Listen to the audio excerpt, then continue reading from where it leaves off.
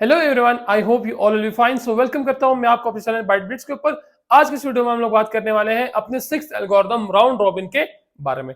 हम ये बात करेंगे कि राउंड रॉबिन होता क्या है, इसके स्टेप्स क्या है सॉल्व करने के, और एक एग्जांपल के थ्रू इसको समझने की कोशिश करेंगे। So let's start the journey of learning. So friends, सबसे पहले हम लोग राउंड रॉबिन की डेफिनेशन देख लेते हैं। इसकी डेफिनेशन है here each process gets equal time to run.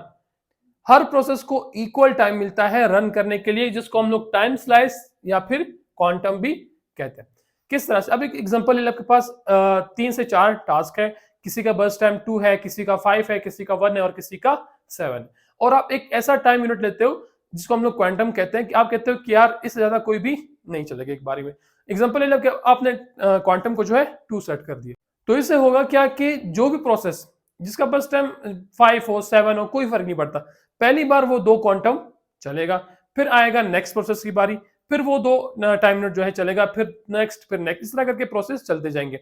अब जब पहला वाला प्रोसेस जो एक बार 1 2 या जितना भी आपने क्वांटम सेट किया उतना टाइम यूनिट चल गया, तो वो उससे माइनस हो जाएगा उसके टोटल बर्स्ट टाइम से। फिर जितना बचेगा उसमें से दोबारा वो 2 चलेगा, फिर अगला प्रोसेस, फिर अगला प्रोसेस। ये इस तरह से कंटिन्यू होता रहेगा जब तक सारे प्रोसेस जो है खत्म नहीं हो जाते। अब चलते हैं इसके स्टेप्स की तरफ। फर्स्ट हमारे पास है processes are sorted based on their arrival time. Process को हम लोगों ने क्या करना है, अराइवल टाइम के बेस पे सॉर्ट आउट करना है। क्यों सॉर्ट आउट करना है? क्योंकि जो प्रोसेस पहले आया है उसको पहले हम लोग 2 क्वांटम देंगे। अगर हमने क्वांटम को 2 सेट किया तो हम उसको 2 टाइम यूनिट देंगे। फिर अगला प्रोसेस जो उसके बाद आया, फिर अगला। ठीक है, यहाँ प्रायोरिटी किस चीज पे असाइन होती है? यहाँ पे प्रायोरिटी असाइन होती है based on their arrival time. जो सबसे पहले आया उसको सबसे पहले क्या मिलेगा, जो भी क्वांटम आपने सेट किया होगा वो उसको मिलेगा, फिर उसके बाद जो आया उसको मिलेगा। इस तरह से करते करते आपके सारे प्रोसेस रन होंगे।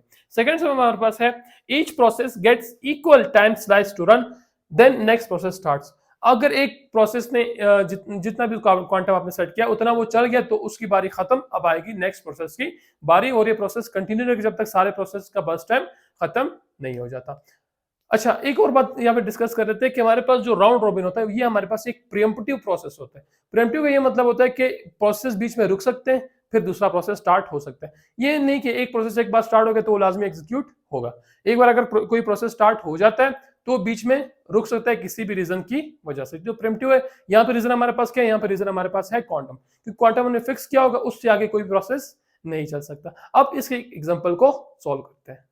सो फ्रेंड्स, राउंड रॉबिन को समझने के लिए जो एग्जांपल हम यूज करेंगे उसमें हमारे पास बेसिकली 4 जो है प्रोसेसेस होंगे या 4 टास्क होंगे। उनका अराइवल टाइम यहाँ पे गिवन है और बर्स्ट टाइम भी गिवन है।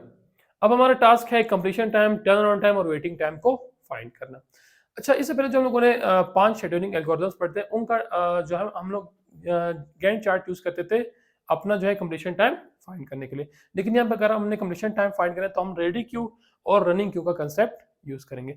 रेडी क्यू वो क्यू होगी जिसमें वो प्रोसेस मौजूद होंगे जो रेडी टू एग्जीक्यूट होंगे, और रनिंग क्यू वो क्यू होगी जिसमें वो प्रोसेस कितने चले और कहां से कहां तक चले। ये सारा कुछ हमने क्या करना है, रनिंग क्यू में हमें शो हो जाएगा।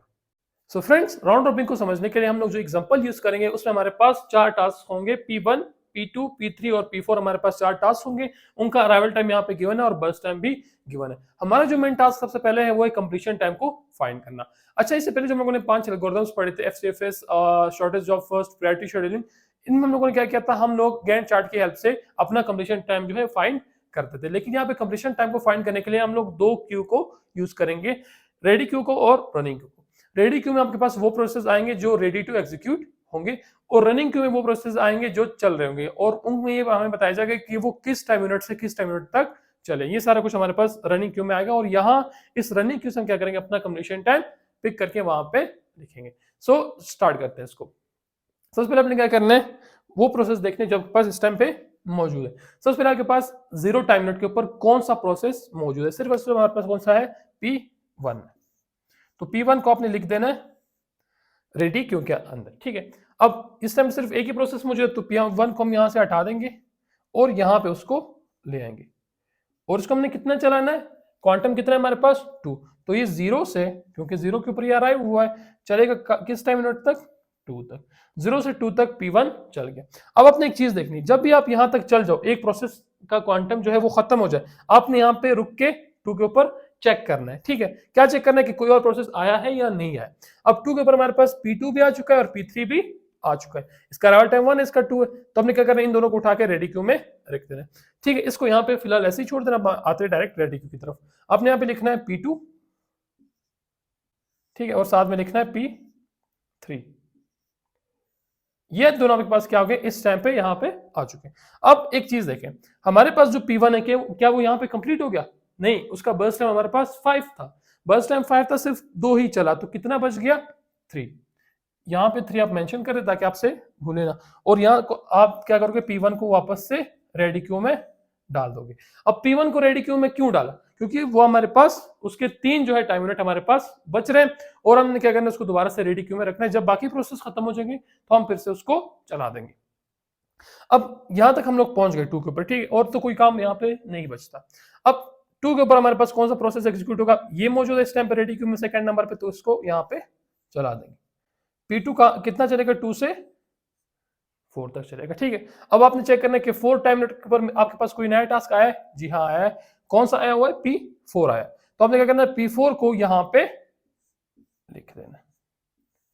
ठीक है, P4 को लिखने के बाद आपने चेक करना है कि P2 क्या यहाँ पे खत्म हो गया, उसके सिर्फ 2 टाइम यूनिट नहीं, P2 के हमारे पास टाइम यूनिट थे 4, उसमें से 2 निकल गए, तो कितने बचे?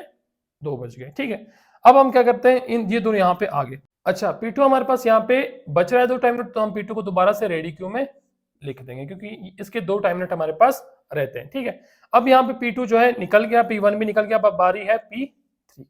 P3 कितना चलेगा, इसके बस टाइम है 2, तो हम कितना चलाएंगे P3 को?